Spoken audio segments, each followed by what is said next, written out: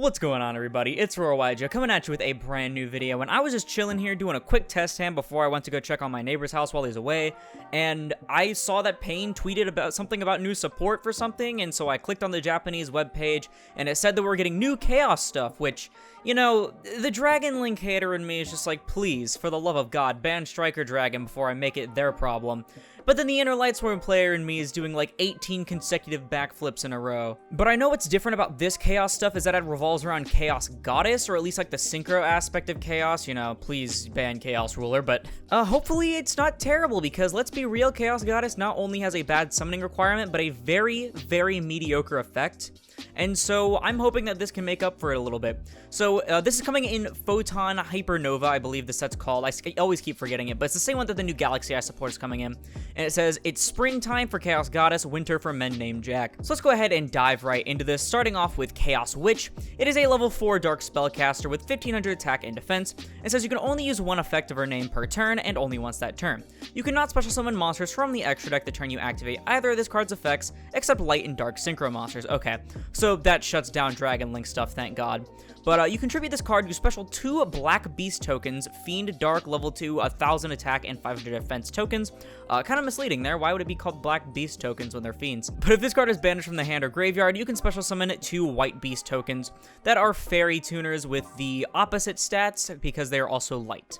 Considering you can only use one effect per turn, it seems just kind of okay. I mean, you'd think like 2 tokens in like a Synchro archetype would be like super impactful, but considering the hard lock and again the restriction of how many effects you can use per turn, I think this card's just overall decent. Next up we have Shell of Chaos, and that is a really cool artwork. It is a level 4 Dark Machine. Dark Machine! Oh my god! Orcus support! Nah, I wish.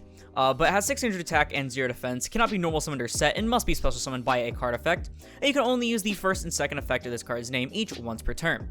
You can banish a light monster from your hand or graveyard, special summon this card from your hand. Also, you cannot special summon monsters from the extra deck for the rest of the turn except light and dark synchro monsters. If this card is special summoned, you can target one of your banished Core of Chaos and special summon it, and if this face-up card leaves the field, banish it. So I think I know exactly what the Core of Chaos is. It's this thing right here that I actually started using for the thumbnail before I even started recording the video. But overall, this is I mean, depends on what the Core of Chaos does. Okay, let's be honest. It really depends on what this core does. But otherwise, I mean, it is a free, you know, double body. It does synergize with like Chaos Valkyria and stuff. I think they want you to play like Chaos Valkyria and Chaos Creator and stuff like that. They want you to play Chaos Ruler, Chaos Dragon Levianeer, probably the little dragon babies as well. I think overall they really just want you to do like a lot of level 8 and maybe even level 10 synchro plays, which I mean is perfectly fine. Like I said, as long as they're better than Chaos Goddess, because she is ass. Yeah, not too shabby depending on what this core does. Speaking of which, now we're at Core of Chaos. It is a level 2... Not a level 2 Gigantic Sprite Synergy! It's a Light Thunder special summon effect monster. I don't know why it says special summon.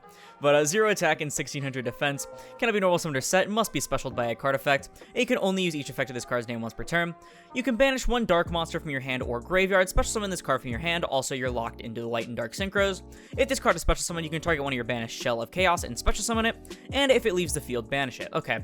So they have the exact same effects, just mirrored. I mean, that's fine. Is this even like a tuner? I think it might have been supposed to say tuner or something on it, because I don't think special summon effect monster, or no, these both have special summon effect monster, but this looks bigger is what I'm trying to say. I think this one is a tuner. Yeah, okay. Pretty sure both of these are tuners because they have the same little kanji right there, because it wouldn't make sense if it wasn't a tuner, but very small, like, singular synchro package, I guess, here, but I don't know how like incredibly good it's gonna be. Next up we have Mind Tuner. What the fuck psychic e-telly shit did this guy climb out of?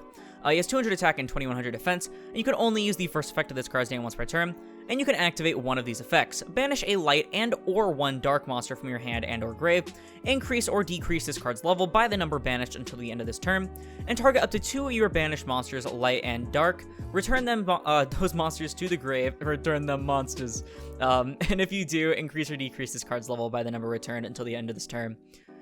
Decent level modulation, because you can make it either level 1 or level 5, or even 4 or 2, depending on what you need. I think it's very versatile, at least for, you know, what it wants to do. I don't know if it'll see access, like, anywhere else outside of these decks, but it is generic. It doesn't have the lock. You can summon it off of E-Tele. That's probably the goal that they had, but only time will tell, I guess. I like the Dr. Octopus reference, though. Their final main deck monster is Chaos Mirage Dragon. It is a level 4 light Worm Tuner. Ooh, Worm Tuner. With 600 attack and 600 defense. You can only use the first and second effect of this card's name each once per turn. You can target one banished light or dark monster, special it to your field, but its effects are negated. Also, you cannot special summon monsters from the extra deck for the rest of the turn, except light and dark synchros. And if this card is sent to the graveyard as synchro material, you can target cards your opponent controls up to the number of other materials used for that synchro summon and banish them. Okay. Hear me out, guys.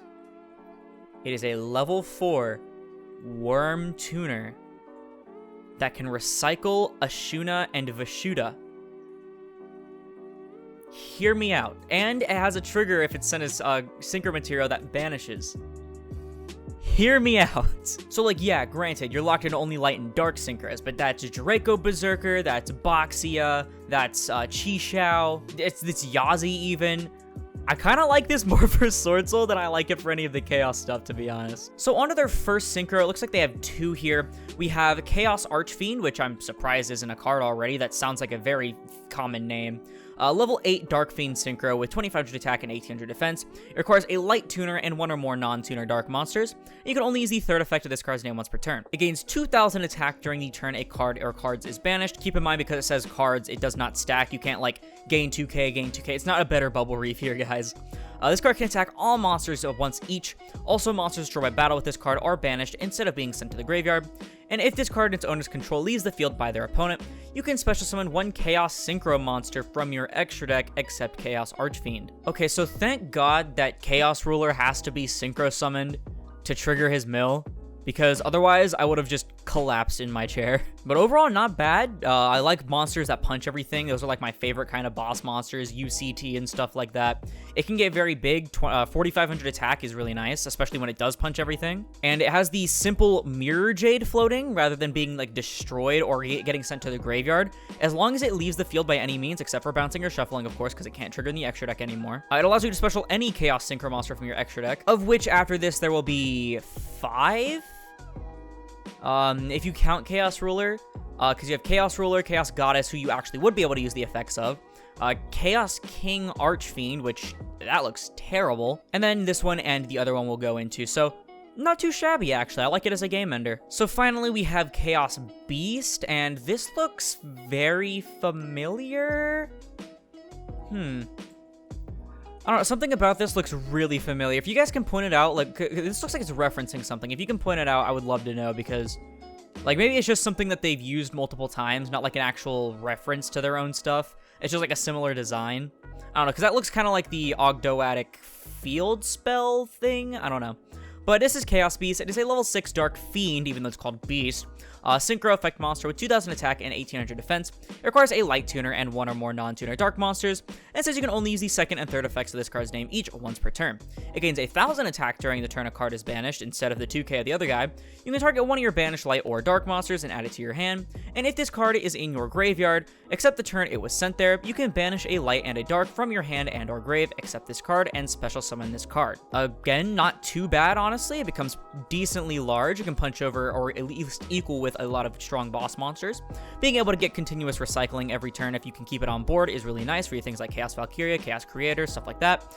And of course, with the Chaos Ruler from Graveyard Summoning condition, I think it's overall really good for recurring synchro plays, and I don't believe, yeah, it doesn't say it's banished when it leaves the field, so you can actually do this multiple times. Again, a pretty good synchro here. Their final card is Chaos Phantasm. It is a normal trap that says target 2 of your banished monsters that have a level 1 light tuner and 1 level 8 or lower dark non-tuner, return both to the graveyard, then special summon 1 light or dark synchro monster from your extra deck whose level equals those monsters' levels. So it's a pseudo, I guess Necrofusion's the main thing I can think of, or at least probably more of like a Lubellion, but for synchros.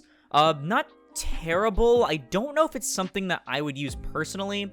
It does summon any light or dark synchro, so you probably could get like a good disruption card, but I can't think of anything off the top of my head that would require specifically 2 that would be like really good to summon on the opponent's turn. Let me know down in the comments, because I can't think of this kind of stuff on the spot like you guys can. Yeah, I think this is just all right. I probably wouldn't play it personally. But with that out of the way, that's going to do it for all of this new Chaos support. So what do I think about it overall? I mean, it's okay. I don't know if it's going to see, like, or it's not something I would think would see, like, a bunch of success, because it does hard lock you into those synchros.